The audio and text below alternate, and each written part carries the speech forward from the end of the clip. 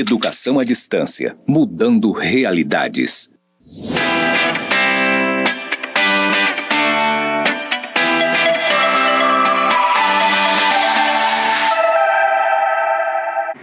Olá, seja bem-vindo a mais uma aula de Direito do Estado. E agora nós vamos com a web aula número 4. Nessa web aula, pessoal, nós vamos trabalhar com os princípios constitucionais voltados para a administração pública, a organização administrativa, que inclui a administração direta, a indireta e terceiro setor, e ainda a responsabilidade do Estado. Vamos lá? Primeiro, precisamos conversar sobre os princípios constitucionais voltados para a administração pública. Olha só, o primeiro princípio que eu destaco para vocês aqui é o princípio da supremacia do interesse público, tá? Não se trata de princípio expresso, embora existam inúmeras regras que impliquem suas manifestações de forma concreta.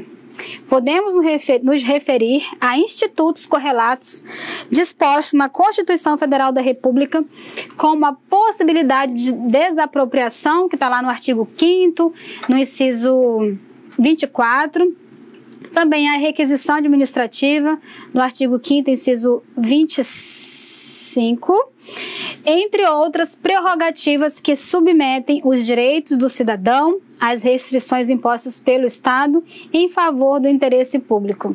Olha só, pessoal, o princípio da supremacia do interesse público é um princípio que é alicerçante do direito administrativo. Como eu acabei de falar para vocês, esse princípio não está expresso na nossa Constituição Federal, mas ele já é um princípio que é efetivamente aceito e é exposto, estampado por todas as doutrinas de direito administrativo, tá? E ainda nós temos o princípio da indisponibilidade do interesse público. Esse princípio, ele limita a atuação dos agentes públicos, evitando o exercício de atividades com a intenção de buscar vantagens individuais. Olha só, pessoal, voltando aqui para mim. Acabei de falar para vocês que o princípio da supremacia do interesse público não é um princípio explícito. Lá no artigo 37, que já a gente vai entrar nele, vocês vão ver que os princípios explícitos é aquele famoso LIMP, já eu vou entrar nessa temática com vocês. E temos também o princípio da indisponibilidade do interesse público, porque o gestor público, ele não pode dispor do interesse público, seja para favorecer interesses pessoais, seja lá para o que for. Existe o princípio da indisponibilidade do interesse público, que é esse que vai direcionar e nortear as ações do gestor público. É por isso que eu digo aqui no nosso slidezinho aí na tela. Esse princípio ele vem estar limitando a atuação dos agentes públicos, evitando o exercício de atividades com a intenção de buscar vantagens individuais. Os senhores, como gestores públicos, precisam de fato vestir a camisa para efetivamente dar cumprimento a esses princípios que são fundamentais, que são imprescindíveis dentro da gestão pública, tá? Isso aqui é básico, é elementar, tá? Não tem para onde correr. E ainda nós vamos dar entrada nos princípios explícitos lá no nosso texto constitucional. Lembrando, pessoal, que aqui a gente já entra na matéria de direito administrativo. Lembra? Contei para vocês que dentro dessa nossa disciplina, nós vamos estudar direito constitucional, sempre, em todas as temáticas. O direito constitucional ele vai estar presente, direito administrativo, o eleitoral, o previdenciário.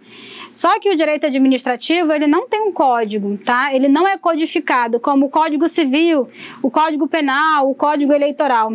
O direito administrativo, ele não é codificado de modo que o direito administrativo, ele é estudado em várias leis que estão distribuídas, avulsas no nosso ordenamento jurídico, como, por exemplo, a gente vê a Lei 8.112, que é a Lei do Servidor Público Federal, a gente estuda a Lei de Licitações, que é a 8.666, a gente vê a Lei da Improbidade Administrativa, a gente vê várias leis e mais a Constituição Federal, que são os documentos que norteiam o direito administrativo. Ele não é codificado, não possui um código de direito administrativo, como existe o Código de Direito Civil, de Direito Eleitoral e Penal. Vamos lá?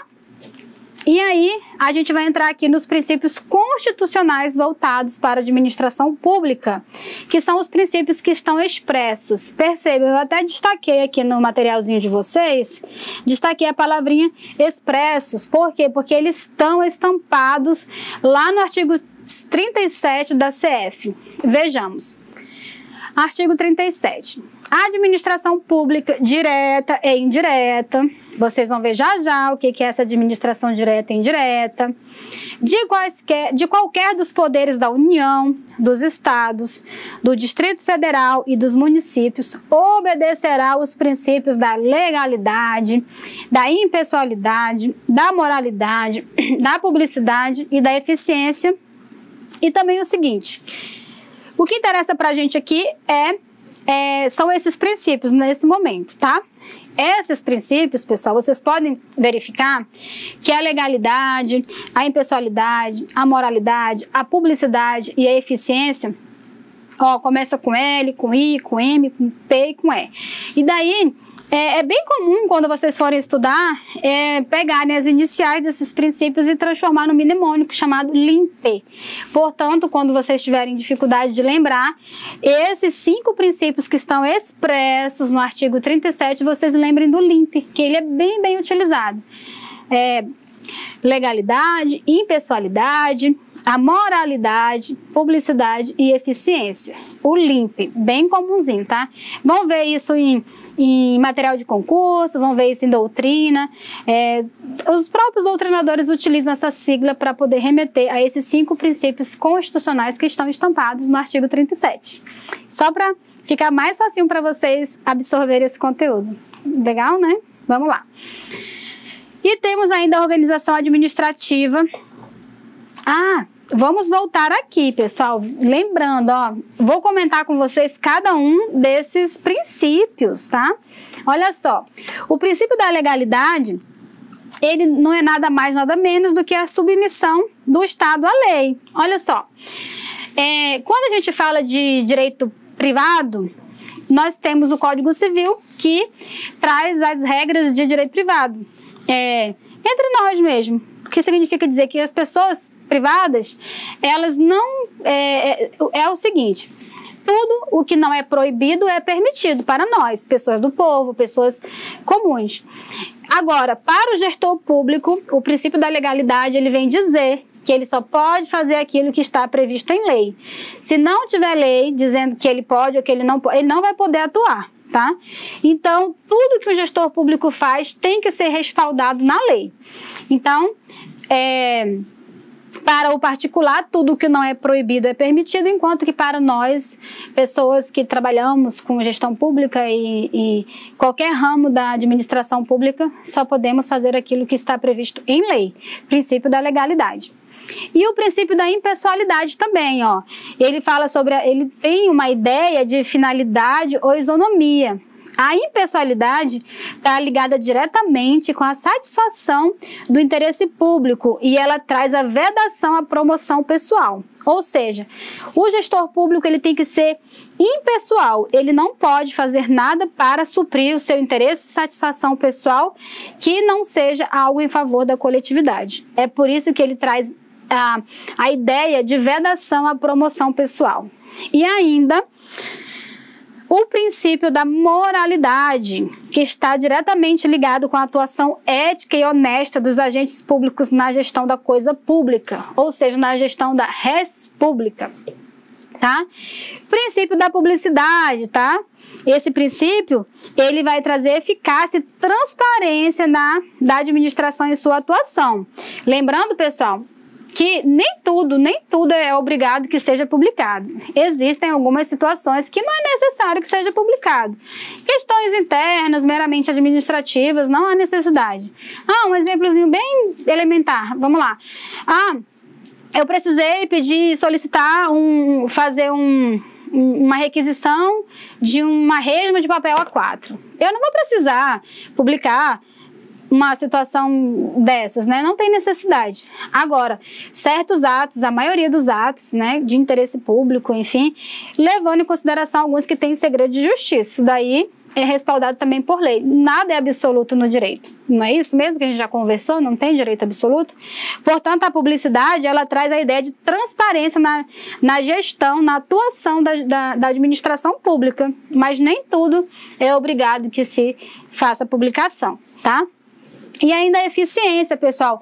O princípio da eficiência, ele está ligado à ideia de fazer mais com menos. Olha só, deve-se buscar a melhoria de qualidade dos serviços públicos e a racionalidade dos gastos públicos. Ou seja, a eficiência está ligada, e o princípio da eficiência, pessoal, lembrando que ele entrou depois, tá? No artigo 37.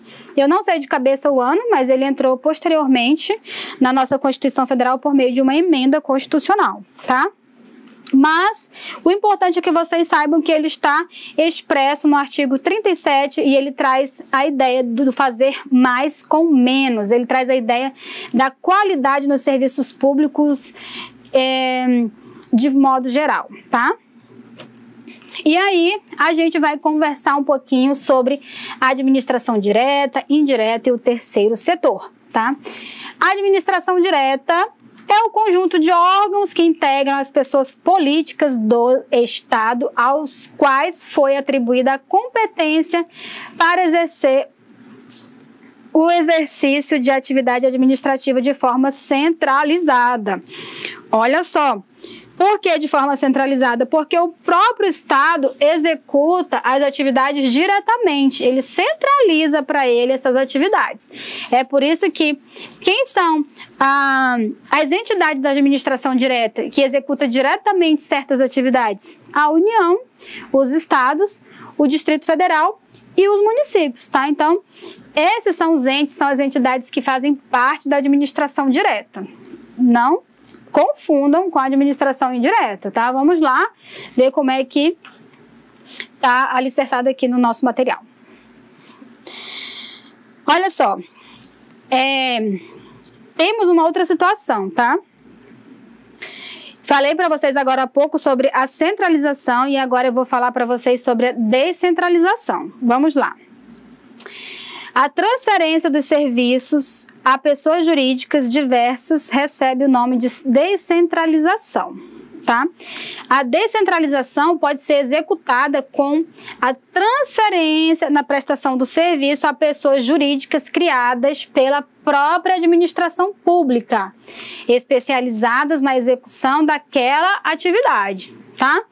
E aqui essa descentralização tá diretamente ligada à administração indireta, tá? Administração indireta ou entes da administração descentralizadas, tá? Os quais se dividem em... Pessoal, isso aqui é bem tranquilo, tá? Quem são os entes da administração indireta? São as autarquias, as fundações públicas, percebam, fundações públicas, porque existem fundações também de fundações privadas, tá? De direito privado. Então, para compor a administração indireta são as autarquias, as fundações públicas, as empresas públicas e sociedades de economia mista. Isso porque a transferência à pessoa especializada na prestação de determinado serviço garante uma maior eficiência no desempenho das atividades administrativas. Tá? No desempenho da atividade administrativa, sempre na busca do melhor ao interesse coletivo. E aí, pessoal, olha só, quando o Estado faz essa descentralização para essas entidades, para as autarquias, para as fundações públicas, a ideia é que eles se tornem umas entidades especializadas, eles são entidades especializadas, e fazendo essa descentralização, a prestação do serviço vai vir com mais qualidade para a coletividade. A ideia é essa, tá? Inclusive a ideia de eficiência. Eu trouxe uns exemplos aqui para vocês, aqui na tela, sobre exemplos de autarquia. Quem são autarquias? O IFRO é uma autarquia, o CREA é uma autarquia, o CAL é uma autarquia. O IFRO é o Instituto Federal de Rondônia, no caso, vocês já sabem. Temos o CREA, que é o Conselho Regional de Engenharia e Agronomia, tá? Antigamente fazia parte do CREA o CAL também, que é na verdade o CAL não, os arquitetos, né, e urbanistas. E aí desmembrou e é uma nova autarquia que é recente, ela não tem muitos anos, é relativamente nova. E aí o CAL é o Conselho de Arquitetura e Urbanismo. E aí são exemplos de autarquias, tá?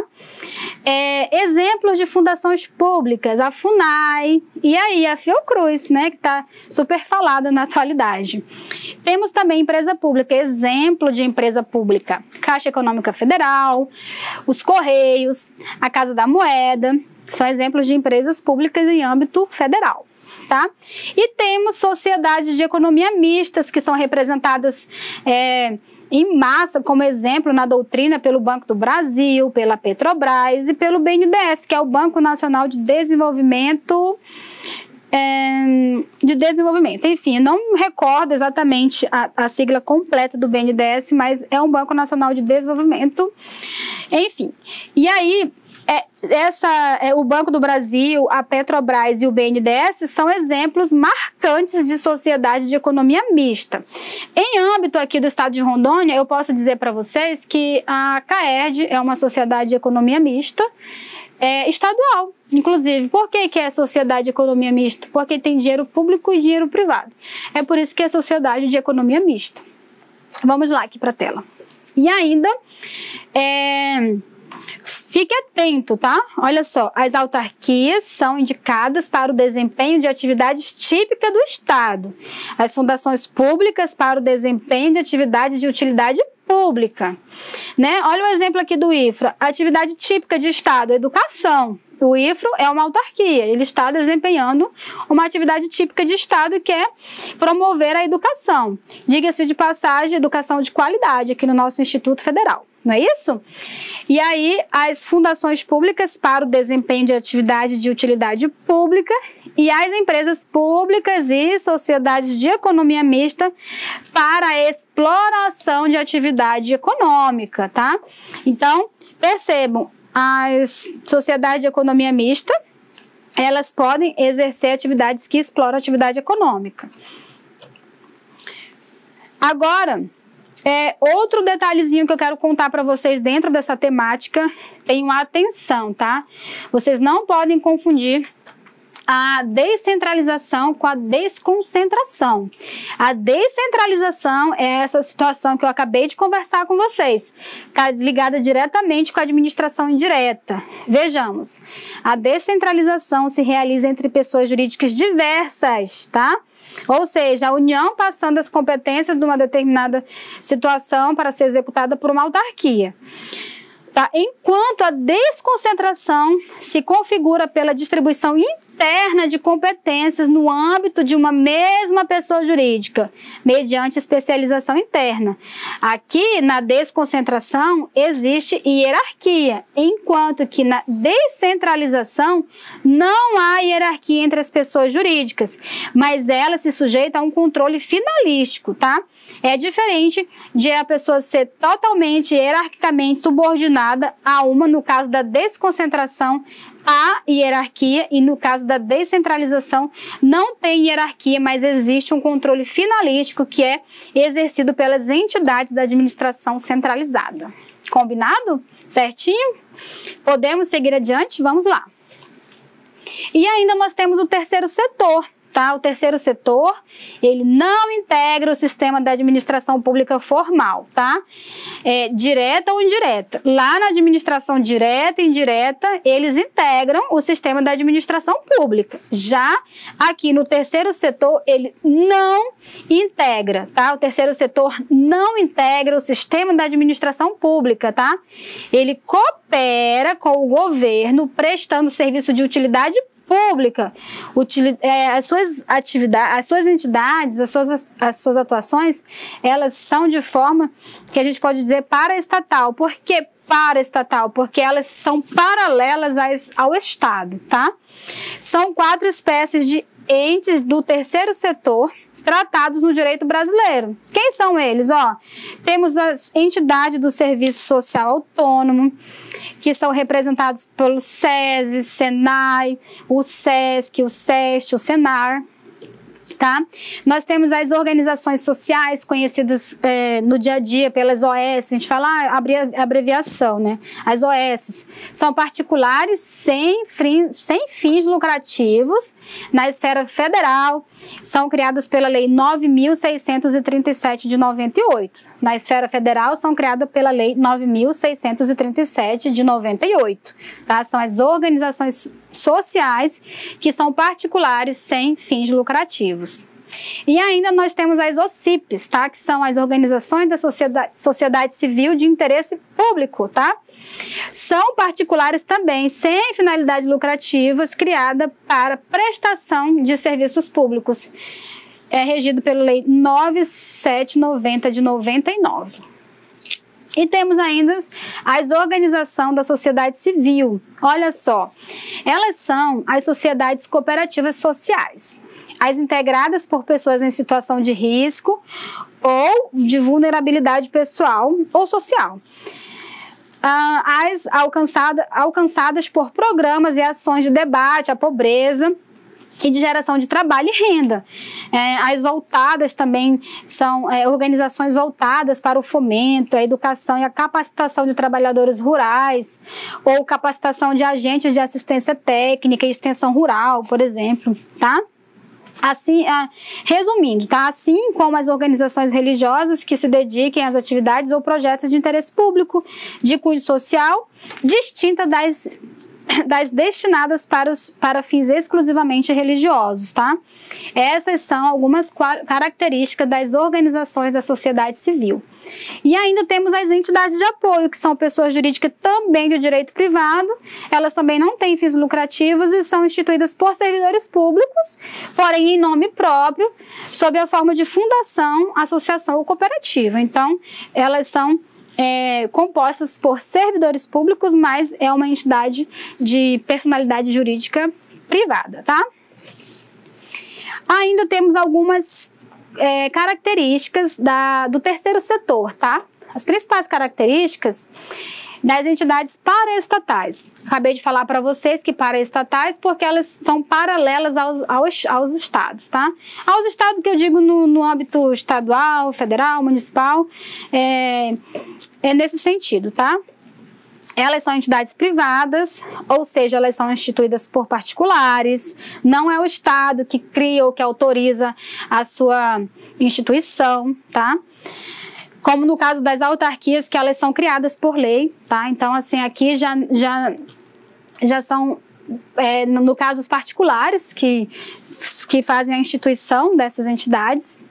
Elas desempenham serviços não exclusivos de estados, porém em colaboração com ele. Com ele quem? Com o próprio Estado.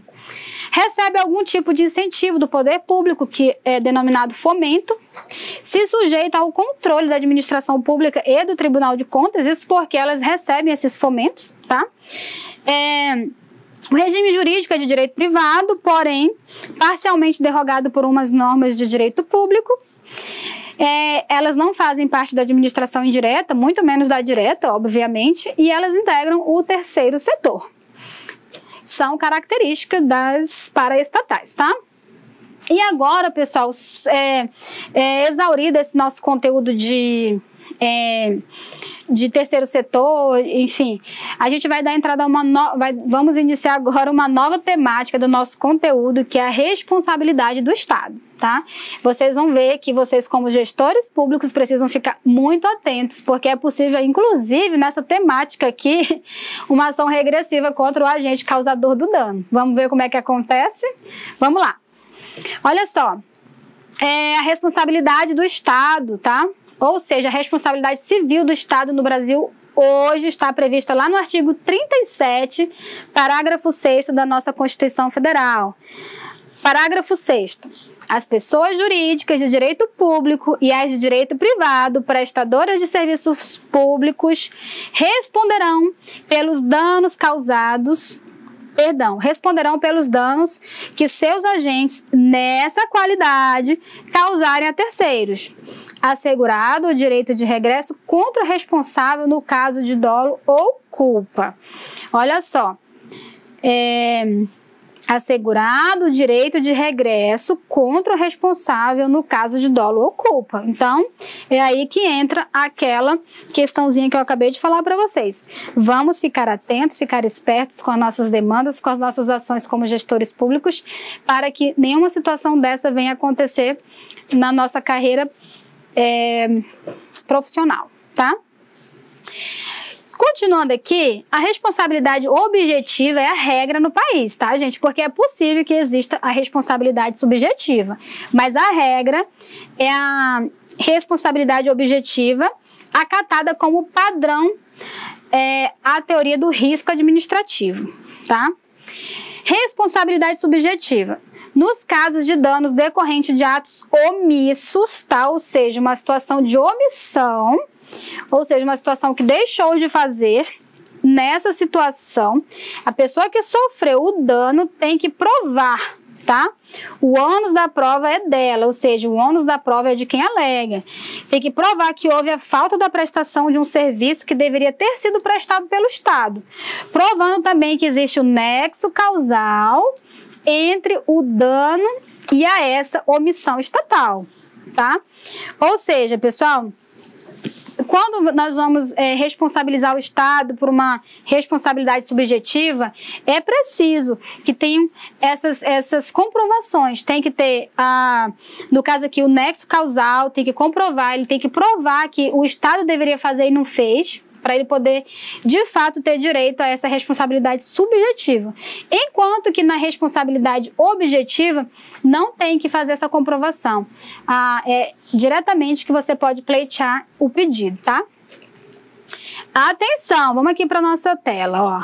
Atenção, não se pode confundir a responsabilidade civil com as responsabilidades administrativas e penal, tá? Haja vista que essas três esferas de responsabilização, em regra, são independentes entre si. As sanções correspondentes podem ser aplicadas separadas ou cumulativamente, conforme as circunstâncias do caso. Ou seja, pessoal, é possível... É bem possível, é bem comum que, a depender do caso concreto, o que aconteceu, o agente responder na esfera civil, na esfera criminal e na esfera administrativa. Temos um político, eu não me recordo o nome, mas quando eu era estagiária, eu fazia faculdade de Direito, eu fui estagiar no Fórum Criminal, estagiei em vários fóruns, e lá teve uma situação de um político que da esfera administrativa repercutiu na esfera criminal, e ele respondeu lá. E quando ele foi condenado na criminal, ele ainda teve que responder na esfera civil para indenizar, tá? Então, assim, ele, no caso, ele é um agente público. Os nossos políticos, nossos representantes também são agentes públicos. Portanto, ele também teve que responder. Eu não lembro o caso concreto, mas também não vem ao caso, mas é possível que o agente público responda em mais de uma esfera, não só na esfera administrativa, pode ter reflexos na esfera criminal e esfera civil também. Na esfera civil, geralmente é para indenizar questão de dano moral. Geralmente é nesse sentido que reflete, é o mais comum na esfera civil para o dano moral, tá? Voltando aqui para a tela, ó. Detalhe, se um servidor público federal causar algum dano a um particular, digamos, numa colisão de veículos, a ação da indenização movida pelo particular será contra a União e não contra o servidor, tá? Por quê? O servidor público, ele tá ali naquele ato representando o Estado, não tá? Pois é. Então, a ação, por exemplo, ela não é numa situação de um servidor público federal. Eu estou falando federal por quê? Porque vai para a União, você vai entrar com uma ação contra a União e não contra ele, não contra aquele órgão, tá? E sim contra a União.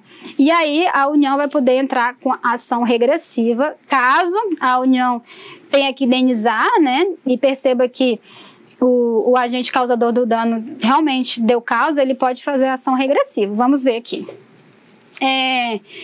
O que vai acontecer? Isso poderá resultar em 3 situações, tá?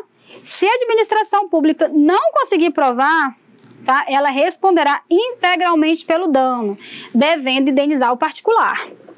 Agora, se comprovar a culpa exclusiva do particular ou ocorrência de força maior ou caso fortuito, ficará eximida da obrigação de reparar o dano.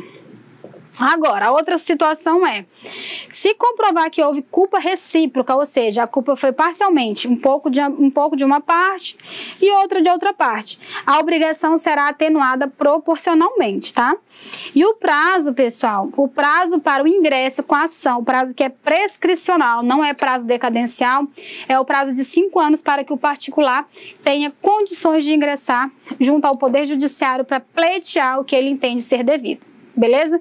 Lembrando que eu até coloquei aqui na lâmina para vocês que o prazo é prescricional porque tem uma certa diferençazinha entre prazo decadencial e prazo prescricional.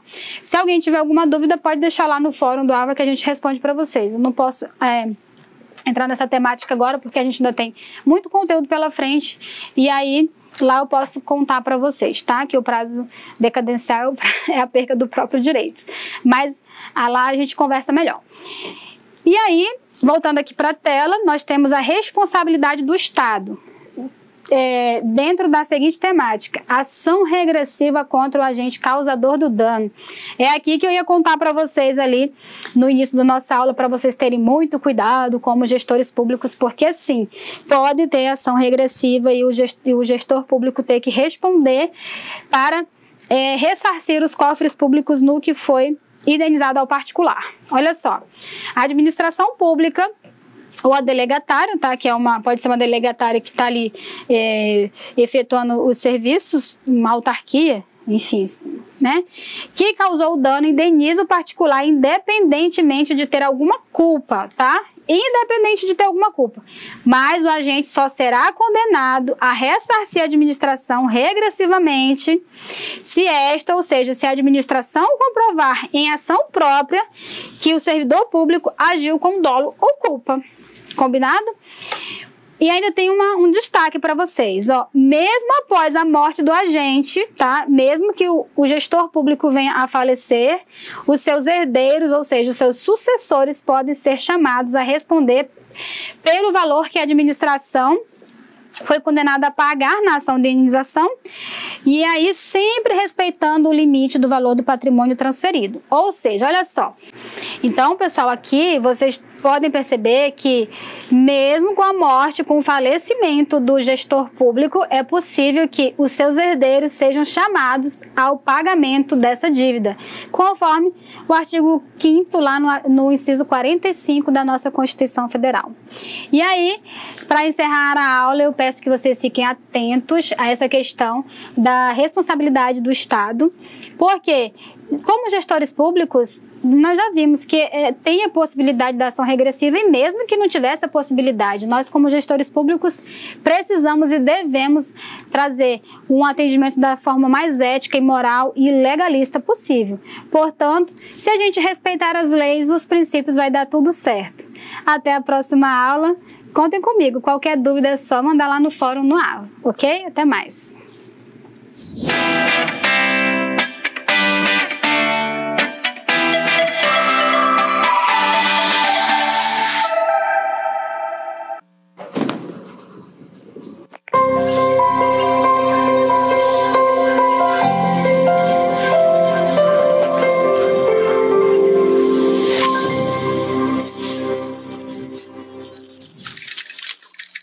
Educação à distância, mudando realidades.